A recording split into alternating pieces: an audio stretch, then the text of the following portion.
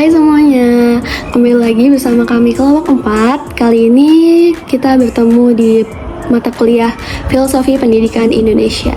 Oke, jadi pada pertemuan hari ini kami akan membacakan bagaimana filosofi atau perjalanan pendidikan di Indonesia.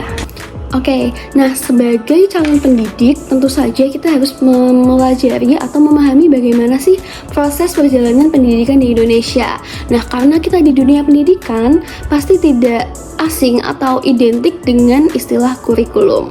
Nah, pada kesempatan kali ini kami akan membahas tentang bagaimana sih proses perjalanan kurikulum yang berlaku di Indonesia dari zaman kolonial hingga zaman sekarang. Oke, mari kita mulai pada kurikulum di zaman kolonial. Khususnya di Indonesia, selama penjajahan oleh Belanda, kurikulum pendidikan di Indonesia ini dirancang hanya untuk melayani kepentingan pemerintah kolonial. Pendidikan ini sangat terbatas dan bersikap diskriminatif, teman-teman. Dan pendidikan di sini pada saat itu cuma dirancang untuk memberdayakan masyarakat pribumi secara keseluruhan. Sekolah-sekolah pada masa itu lebih banyak diperuntukkan untuk anak-anak Belanda dan juga hanya kalangan elit pribumi yang dipersiapkan untuk mendukung administrasi kolonial. Jadi, tujuan utama dari pendidikan pada zaman kolonial ini adalah hanya untuk mempertahankan kekuatan kolonial dengan membatasi akses pendidikan hanya pada segelintir orang-orang Indonesia atau pribumi. Dan juga pendidikan pada saat itu menciptakan ketergantungan pada sistem kolonial dan juga menghindari berkembangnya kesadaran nasionalisme. Sementara itu, mayoritas penduduk pribumi tidak memiliki akses ke pendidikan formal, sehingga mereka tetap dalam keadaan buta huruf dan juga tidak berpendidikan.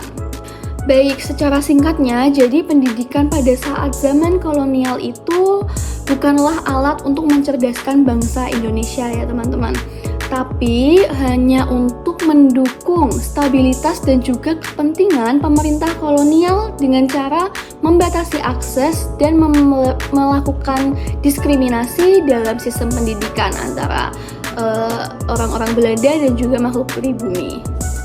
Oke, sekarang sudah jelas ya teman-teman kalau ternyata pada pendidikan di zaman kolonial itu masih banyak yang membuat masyarakat Indonesia merasa terbelenggu atau adanya diskriminatif di dalam dunia pendidikan pada saat itu.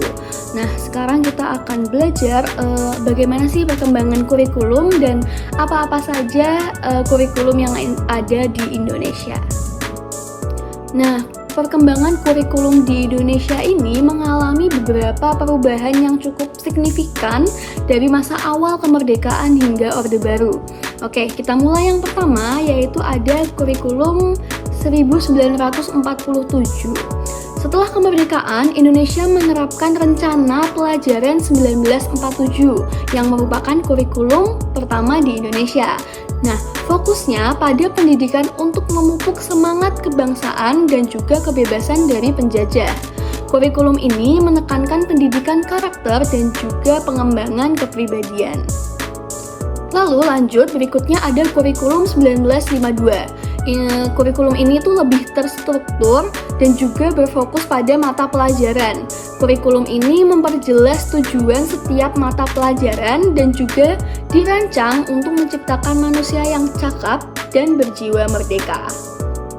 Lanjut, lalu ada yang ketiga yaitu kurikulum 1964. Pada masa ini, pendidikan di Indonesia ditekankan pada pengembangan ilmu pengetahuan untuk meningkatkan kecerdasan anak. Fokusnya yaitu pada pancawardhana, yaitu pengembangan moral, intelektual, emosional, keterampilan, dan juga jasmani. Lalu berikutnya ada kurikulum 1968. Nah, setelah perubahan politik nih, kurikulum disesuaikan untuk mencerminkan nilai-nilai Orde Baru. Tujuannya adalah untuk menciptakan warga negara yang setia pada Pancasila dan Undang-Undang Dasar 1945. Kurikulum ini lebih bersifat ideologis dan juga sentralistik. Lalu berikutnya ada kurikulum 1975. Nah, dikenal dengan pendekatan tujuan instruktif transisional khusus atau TIK yang lebih rinci.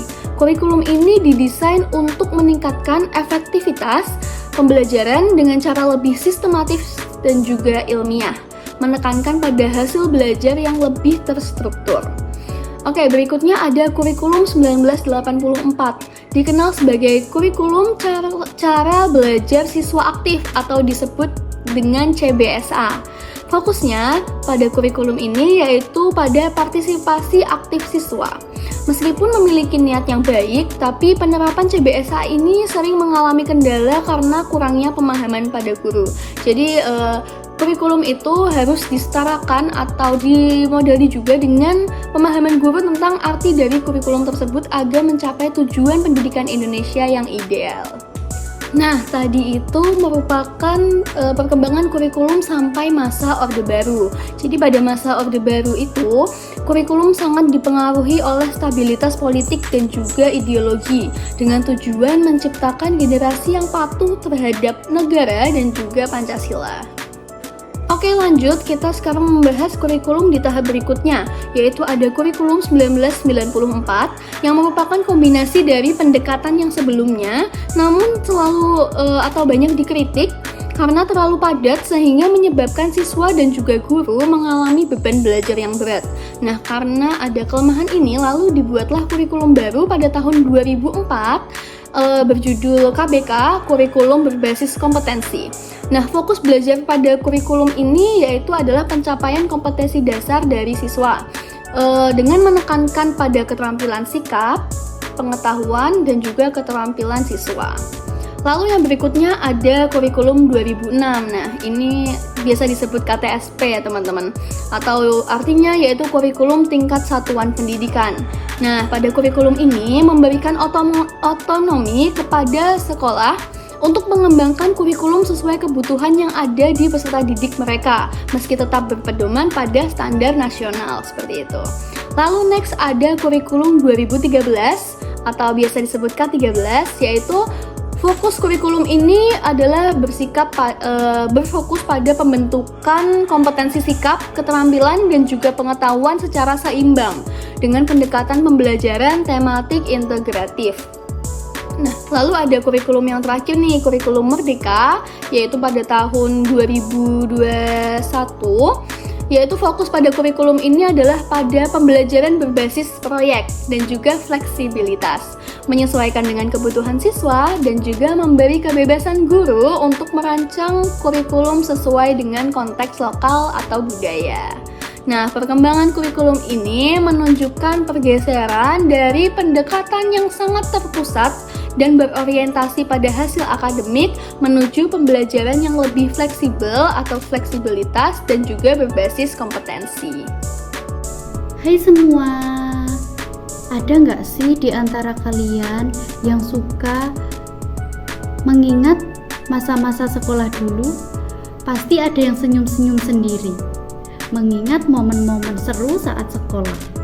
Nah, pada video kali ini kita bernostalgia membahas perjalanan pendidikan yang ada di Indonesia. Kita tahu bahwa perjalanan pendidikan di Indonesia berjalan cukup lama, mulai dari masa kolonial atau sebelum kemerdekaan sampai saat ini, di mana terjadi banyak perubahan, pembaharuan, di mana perubahan tersebut guna untuk memperbaiki sistem pendidikan di Indonesia, atau dengan kata lain membawa kemajuan untuk pendidikan yang ada di Indonesia ini. Dulu, orientasi pendidikan di Indonesia ini mengarah pada kepentingan penjajah. Namun, seiring berjalannya waktu, pendidikan saat ini mengarah pada pengembangan potensi yang ada di peserta didik secara menyeluruh. Coba kita lihat kurikulum yang sebelumnya, kurikulum yang diberlakukan di Indonesia. Dulu, kurikulum bersifat kaku. Guru sebagai sumber belajar satu-satunya, sehingga murid di dalam kelas bersifat pasif, hanya mengandalkan penjelasan guru saja, sehingga mengakibatkan kreativitas mereka menjadi menurun dan tidak berkembang. Nah, pada masa saat ini terjadi perubahan di mana penerapan kurikulum merdeka yang diberlakukan di Indonesia ini mulai merata, di mana kurikulum merdeka ini bersifat fleksibel, tidak kaku, di mana guru tidak hanya menjadi sumber satu-satunya, melainkan peserta didik dapat mengakses berbagai sumber belajar mereka. Nah, sehingga kreativitas mereka semakin berkembang. Mereka dapat mengembangkan bakat, minat, potensi yang dimilikinya. Siswa terlibat langsung dalam proses pembelajaran. Namun pada prakteknya beberapa sekolah belum menerapkan secara maksimal pada kurikulum merdeka ini. Mungkin itu salah satu belenggu bagi peserta didik dalam proses pembelajaran, di mana sarana prasarana yang di sekolah tidak kurang memadai, guru yang kurang interaktif di dalam pembelajaran, sehingga perlu kajian ulang dan perlu pelatihan-pelatihan dalam penerapan kurikulum merdeka ini. Oke, setelah kita mendengar paparan dari kedua teman kita tadi, kalian pernah berpikir nggak, adakah model pembelajaran saat ini yang mampu melepaskan belenggu kemerdekaan gitu ya peserta didik, kebebasan peserta didik gitu. Apalagi di abad 21 ini kita mengenal adanya kurikulum merdeka, di mana kurikulum merdeka itu berupaya untuk melengkapi maupun memperbaiki dari konsep-konsep kurikulum sebelumnya. Nah, mungkin saat ini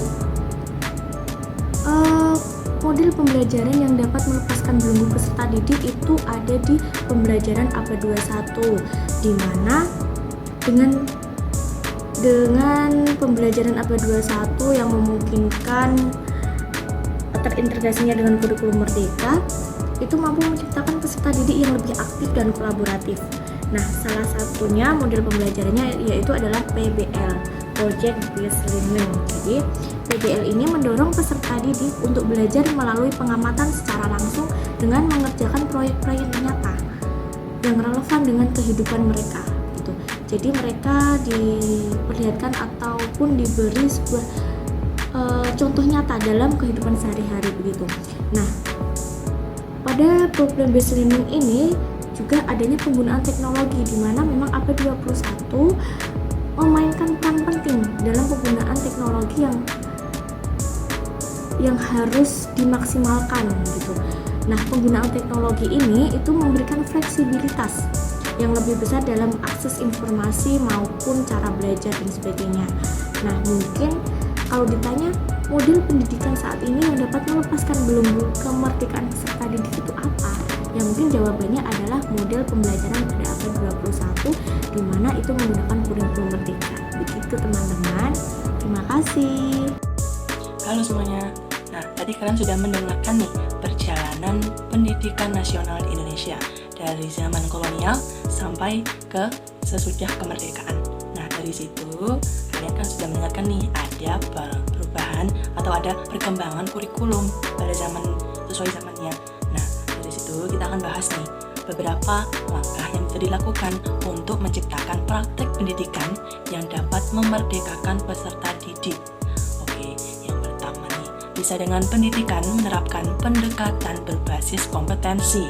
Nah, di mana hal ini bukan hanya mengejar pengetahuan teoritis saja, namun juga adanya penekanan dalam keterampilan praktis kepada siswa, sehingga siswa dapat menggunakannya di dalam kehidupan sehari-hari. Nah, dalam pemberian penekanan keterampilan praktis ini bisa berupa dengan guru memberikan penugasan kepada siswa dengan bentuk project ataupun praktik langsung. Selanjutnya itu adalah pendidikan berpusat pada siswa. Nah, di sini kita bisa memahami ya bahwa pendidikan itu sebaiknya berpusat kepada siswa, bukan jadi fokusnya itu terkait tentang perkembangan dari siswanya. Nah, dari sini siswa diberikan kesempatan untuk bisa mengambil peran dalam proses pembelajaran mereka. Nah, contohnya dengan guru memberikan kesempatan kepada siswa untuk berdiskusi dengan teman kelompoknya, ataupun juga dengan adanya tanya jawab dalam proses pembelajaran. Nah, hal itu bisa menjadi dorongan kepada siswa untuk bisa terlibat aktif dalam pembelajaran. Nah, sehingga mereka bukan hanya saja mendengarkan materi dari guru, tapi juga dengan mempraktikkan ataupun berdiskusi terkait materi yang dibahas. Selanjutnya ada kurikulum yang fleksibel dan kontekstual. Nah, dari sini kurikulum itu harus cukup fleksibel untuk menyesuaikan dengan kebutuhan dan minat siswa serta kondisi lokal atau kondisi lingkungan sekitar siswa nih, melihat dari budayanya atau melihat dari kebiasaan siswa di lingkungan masyarakat. Nah, seperti itu. Sesuaikan juga nih kurikulum dengan kebutuhan individual siswa, sehingga setiap siswa ini dapat belajar dengan kecepatan dan cara yang paling sesuai untuk mereka. Contohnya dilihat dari gaya belajar mereka atau dilihat dari hobi mereka, seperti itu. Selanjutnya adalah inovasikan dan kreativitas. Nah, dari sini bisa nih dengan menginovasikan atau mengkreativitaskan model atau metode yang akan digunakan. Nah, dalam kurikulum merdeka, dalam menginovasikan dan kreativitas model dan metode itu contohnya ada model project based learning ataupun dengan problem based learning yang bisa menumbuhkan atau menciptakan pembelajaran yang menyenangkan dan aktif. Seperti itu. Selain model dan metode, ada juga media yang berbasis teknologi. Sekarang kan tidak dipungkiri lagi ya, ada perkembangan teknologi yang semakin pesat. Nah, dari sini kita perlu memanfaatkan teknologi yang berkembang pesat itu ke dalam pembelajaran. Nah, contohnya dengan menampilkan video pembelajaran atau dengan kuis interaktif siswa atau juga dengan hal yang lainnya. Seperti itu.